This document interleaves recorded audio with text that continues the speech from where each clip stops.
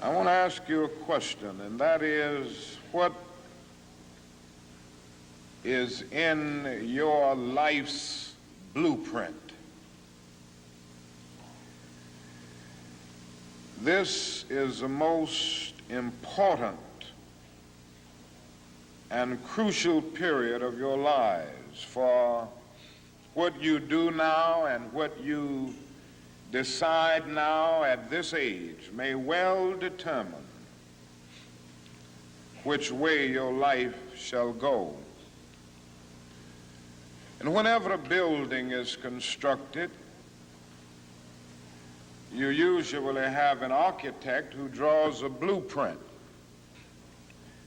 Now, each of you is in the process of building the structure of your lives. And I want to suggest some of the things that should be in your life's blueprint. Number one in your life's blueprint should be a deep belief in your own dignity, your own worth, and your own somebodyness. Don't allow anybody to make you feel that you are nobody. Always feel that you count. Always feel that you have worth. And always feel that your life has ultimate significance. Now that means that you should not be ashamed of your color. Secondly, in your life's blueprint, you must have as a basic principle the determination to achieve excellence in your various fields of endeavor. Doors are opening to each of you. Doors of opportunity are opening to each of you that were not open to your mothers and to your fathers. And the great challenge facing you is to be ready to enter these doors as they open. Ralph Waldo Emerson, the great essayist, said in a lecture back in 1871 that if a man can write a better book or preach a better sermon or make a better mousetrap than his neighbor, even if he builds his house in the woods, the world will make a beaten path to his door. If you can't be a pine on the top of the hill, be a scrub in the valley. But be the best little scrub on the side of the rill. Be a bush if you can't be a tree. If you can't be a highway, just be a trail. If you can't be the sun, be a star. For it isn't by size that you win or you fail. Be the best of whatever you are.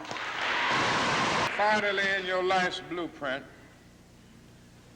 must be a commitment to the eternal principles of beauty, love, and justice. Don't allow anybody to pull you so low as to make you hate them. Don't allow anybody to cause you to lose your self-respect to the point that you do not struggle for justice. However young you are, you have a responsibility to seek to make your nation a better nation in which to live. You have a responsibility to seek to make life better for everybody.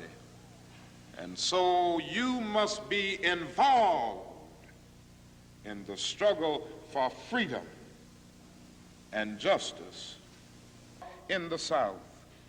But I believe as we struggle with these problems, we've got to struggle with them with a method that can be militant, but at the same time does not destroy life or property. And so our slogan must not be burn, baby, burn. It must be build, baby, build. Organize, baby, organize.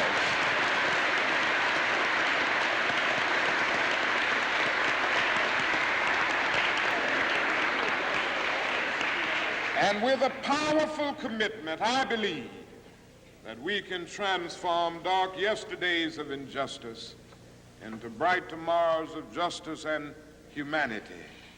Let us keep going toward the goal of selfhood, toward the realization of the dream of brotherhood, and toward the realization of the dream of understanding goodwill. Let nobody stop us. I close by quoting once more the man that the young lady quoted, that magnificent black bard who has now passed on, Langston Hughes. One day he wrote a poem entitled Mother to Son. The mother didn't always have her grammar right, but she uttered words of great symbolic profundity. Well, son, I'll tell you, life for me ain't been no crystal stad. It's had tacks in it, boards torn up, places with no carpet on the floor, bare. But all the time, I's been a-climbing on and reaching landings and turning corners and sometimes going in the dark where there ain't been no light. So, boy, don't you stop now. Don't you sit down on the steps 'cause you find this kind of hard, but I's still going, boy. I's still climbing. And life for me ain't been no crystal stair. Well, life for none of us has been a crystal stair, but we must keep moving. We must keep going. If you can't fly, run. If you can't run, walk. If you can't walk, crawl, but by all means, keep moving.